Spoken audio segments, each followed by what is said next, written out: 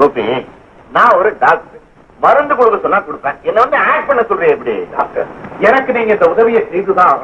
உன் ஜாதகத்துல கலத்திர ஸ்தானத்துல சனி வக்கரமா இருக்கான். அதனால உன் பொண்டாட்டி காலில் சக்கரத்தை கட்டிட்டு சுத்துவாளை தவிர ஒரு இடத்துல உட்கார்ந்து இருக்க மாட்டான். அதனாலதான் ஒரு வாரத்துக்கு அவளை வீட்டுல என்னோடய தங்க வைக்கணும்னு திட்டம் போட்டு உங்களை இந்த உதவியை செய்ய சொல்றேன். பைஜெட்ல நான் பொய்யே சொல்ல மாட்டேன்.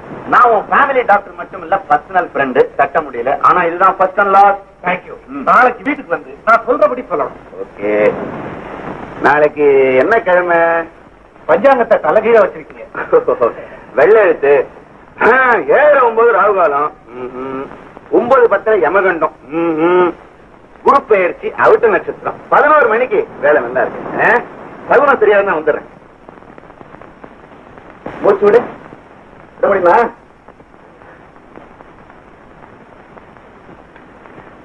முருகா வேலாயுதம். கடுமையான உள்காய்ச்சல். 6ஆம் இடத்துல கேட்டு, 8ஆம் இடத்துல ராகு. என்ன நாடி பார்த்து ஜோசியம் சொல்றீங்க? நீங்க வைத்தியரா இல்லன்னா ஜோசியரா? ஜோசியம் தெரிஞ்ச வைத்தியரு, வைத்தியம் தெரிஞ்ச ஜோசியரு. ஏதாவது ஒரு தொழில் பார்த்தா உருப்படியா இருக்கும். ரெண்டும் கலந்தா லாபஸ்தானம். மாப்பிள்ளைக்கு நான் ஃபேமிலி டாக்டர், அவருக்கு என்ன நல்லா தெரியுது. அடே, அவருக்கே தெரிஞ்சு போனதுக்கு அப்புறம் எனக்கு என்னங்க? டாக்டர், அவருக்கு இப்ப எப்படி இருக்கு? எத்தனை ஊசி போட்டாலும் வர வியாதியை தடுக்க முடியாது. ஏன்னா இவன் ஜாதகப்படி ஆரோக்கிய ஸ்தானாதிபதி குரு நீச்சம் அடைஞ்சிட்டான். 8ஆம் இடத்துல இருக்கிற ராகு இடத்தை விட்டு நகர்ற வரைக்கும் நான் என்ன ட்ரீட்மெண்ட் கொடுத்தாலும் ஒரு வாரம் விடமாட்டான். Doctor, don't worry. நான் மருந்து மாத்திரை டானிக் எல்லாம் கொடுத்துட்டு போறேன். 6ஆம் இடத்துல இருக்கிற கேத்து இடத்தை விட்டு கிளம்புற வரைக்கும் யாராவது ஒருத்தர் பக்கத்துல உட்காந்து நேரத்துக்கு மருந்து எல்லாம் கொடுத்து கவனமா பாத்துக்கணும். உங்களுக்கு அசால் கஷ்டமா இருந்தா சொல்லுங்க, நான் ஒரு நர்ஸ் அனுப்பிச்சுடுறேன். நான் இருக்கும்போது நர்ஸ் இருக்கீங்க, நானே பக்கத்துல இருந்து பாத்துக்கிறேன். இந்த பாண்டாஸ்மகோரியா மருந்த பழனி பஞ்சாமிரதத்தோட கலந்து 3 தரம் கொடுத்துருங்க. இந்த தடுப்பு சயின்ஸ் பகல்பாண்டி மருந்த இந்த பழனி விபூதியோட கலந்து 3 தரம் கொடுத்துருங்க. இந்த மருந்த எவ்ரி 3 hours அபிஷேக தீர்த்தத்தோட கலந்து கொடுத்துருங்க. எல்லாம் குணமாயிடும். எதுக்கு நீங்க ஒரு தடவை நவகிரகத்தை சுத்திட்டு வந்துருங்க. ஓகே. முருகா வேலாயுதா, நீதான் எல்லாரையும் காப்பாற்றணும். வைத்தியர் சார், ஜோசிய சார், ஜோசிய வைத்தியர் சார், இந்த பையில இந்த குடும்பத்தில் இருக்கிறவங்க எல்லாருடைய ஜாதகமும் இருக்குது. இதை நீங்க பாத்துக்கிட்டா எப்பப்ப எங்களுக்கு வியாதி வருதுன்னு தெரியும். அப்பப்போ வந்து நீங்க குணப்படுத்தலாம். நான் உங்க கட்சி யாராவது கை குடிக்கிட்டா நான் அந்த கட்சியில சேர்ந்துருவேன். அது வந்து பழக்க தோஷமா போச்சுங்களா? அதனால நான் கை கொடுத்தது கேன்சர். முருகா வேலாயுதா. வாங்க, நாம கோயிலுக்கு போயிட்டு வந்துடலாம். ஆமா, உதிச்சுட்டு போன சொன்னாருல்ல. இருக்குதா? மாப்பிளைய பத்திரமா பாத்துக்கோமா? பாத்துக்கோ. அத்தா, இன்னைக்கு ஒரு நாள் கஷ்டப்பட்டு ஓட்டிடுங்க. நாளையில இருந்து வேகம் கரைஞ்சிட்டோம். என்னடி சொல்ற? உன்னையா சொன்ன? சொன்ன அண்ணா, நான் ஆபீஸ் போயிட்டு வர்றேன். அண்ணியை கவனமா பாத்துக்குங்க. சாரி, நான் அண்ணா வாங்கறதுக்கு பதிலா அண்ணியான்னு சொல்லி அண்ணி அண்ணா வாக்கி நான் ஏதோ உளறேன். நான் வர்றேன். பாட்டி வர.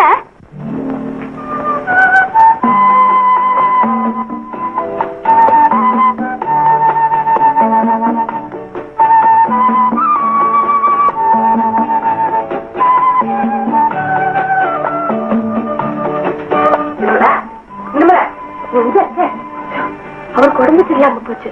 டாக்டர் வந்து மருந்து கொடுத்துட்டு போயிருக்காரு. இப்பதான் தூங்குறாரு. அது சரி, 11 மணிக்கு உனக்கு என்ன ப்ரோக்ராம் மறந்துட்டியா?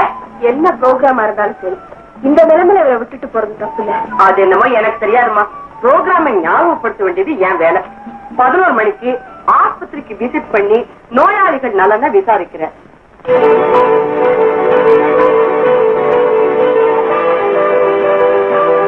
பத்திரிகைக்காரங்கெல்லாம் வர்றாங்க, போட்டோகிராஃபரும் வர்றாரு. இவர் அசந்து தூங்கிட்டு இருக்காரு. இவருக்கு எப்படி 1 மணிக்கு தான் மருந்து கொடுக்கணும். அதுக்குள்ள நான் போயிட்டு வந்தா என்ன? போயிட்டோம். நீ ஒரு முடிவுக்கு வந்துட்டா அதை மாத்த என்னால முடியுமா? நான் போயிட்டே வந்துடுறேன். இவரை கொஞ்சம் பாத்துக்கிறீங்களா? அதுக்கு என்ன ஜாக்கிரதையா பாத்துக்கிறீங்க. நான் வந்துட்டேன்.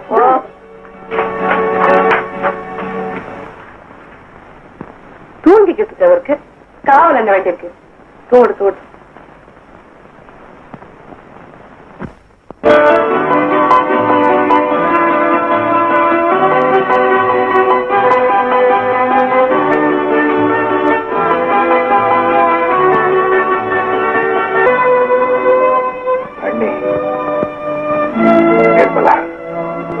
என்னால உனக்கு எவ்வளவு நீங்களா நிர்மலாங்க? அத்தைய துணைக்கி வச்சுட்டு ஆஸ்பத்திரி நோயாளிகளை பார்க்க போயாச்சு. அத்தையும் எங்களை காவல் வச்சுட்டு போயாச்சு. அத்தான் உங்க வழியில அவளை திருத்தவே முடியாது. நிர்மலாவுக்கு பொழுதுபோக்கு புருஷனாத்தான் நான் இருக்கேன்னு எனக்கு தெரியும். அதே நேரத்தில் அவளை அடக்கி என் வழிக்கு கொண்டு வர்ற வித்தை எனக்கு. அதை பயன்படுத்தி பலனடைகிறது தான் புத்திசாலித்தனம். அடக்குமுறை வேணாம், அடக்கமான முறையில போகணுங்கிறதுக்காக ஒவ்வொரு தடவை என்ன கட்டுப்படுத்திக்கிறதுக்காக நான் படுற பாடு அந்த கடவுளுக்கு தான் தெரியும். இன்னைக்கு நானே அதை அறுத்தறிவு தீர்மானம் பண்ணிட்டேன். நான் யாருங்கிறத அவளுக்கு புரிய வைக்க போறேன். தயவு செய்து என்ன சரியா விடுங்க.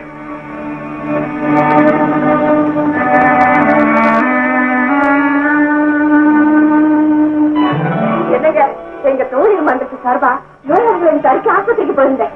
என்ன மரியாதை, என்ன வரவேற்பு. தலைமை தாங்கின அபிராம சுந்தரி நான் பக்கத்துல இருந்தா நோயாளிகளுக்கு டாக்டரே தேவையில்லை சொல்லிட்டாரு. இன்னொருத்தர் சொன்னாரு, என்ன மாதிரி சத்த எடுத்து சேவை செய்யறவங்க நாட்டிலேயே ரொம்ப குறைவா. டாக்டர் நர்ஸுகளும் என்ன பொழுது தள்ளிட்டாங்க போங்களேன். நான் பாட்டு பேசிருக்கேன், நீங்க பாட்டுக்கு வச்சு விளையாடிட்டு இருக்கீங்களே, கொண்டாங்க.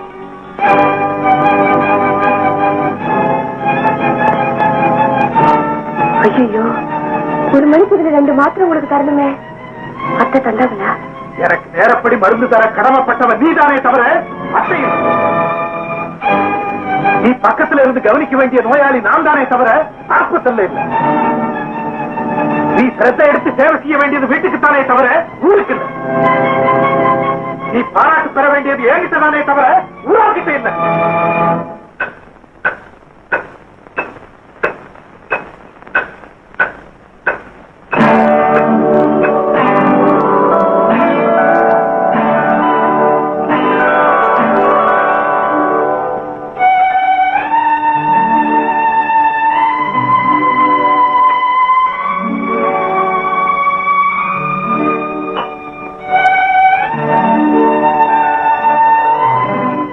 எல்லா கணவனும் அவசரப்பட்டு ஆத்திரப்படுவாங்க.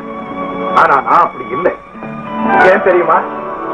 எந்த விஷயத்திலையும் இதயத்தோட நடந்துக்கணும்னு எங்க பாட்டி சொல்லியிருக்காங்க. நான் பயந்தே போயிட்டேன். நீங்க ரொம்ப நல்லவங்க.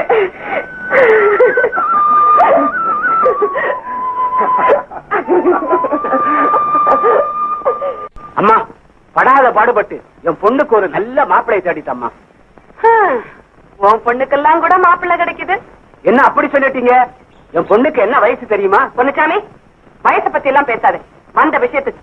மாப்பிள்ளை வீட்டுக்காரவங்க நம்ம நிர்மலாமா தலைமையில தான் கல்யாணம் நடத்தணும்னு சொல்றாங்க. அப்படியா? வர்ற தை மாசம் 5ஆம் தேதி கல்யாணம். தை மாசம் 5ஆம் தேதி. ஓகே, எப்படி நிர்மலாவை தலைமை தாங்க வச்சிடுறேன். இல்லன்னு சொன்னா காப்பியில சக்கரை அதிகமா இருக்கும், குழம்புல உப்பு கம்மியா இருக்கும். எதுக்குப்பா அவங்க கூட வம்பு? ஆமா, மாப்பிள்ளை எப்படி இருப்பான்? சுமாராதான் இருப்பான் இல்ல? எப்படி இருந்தா என்ன?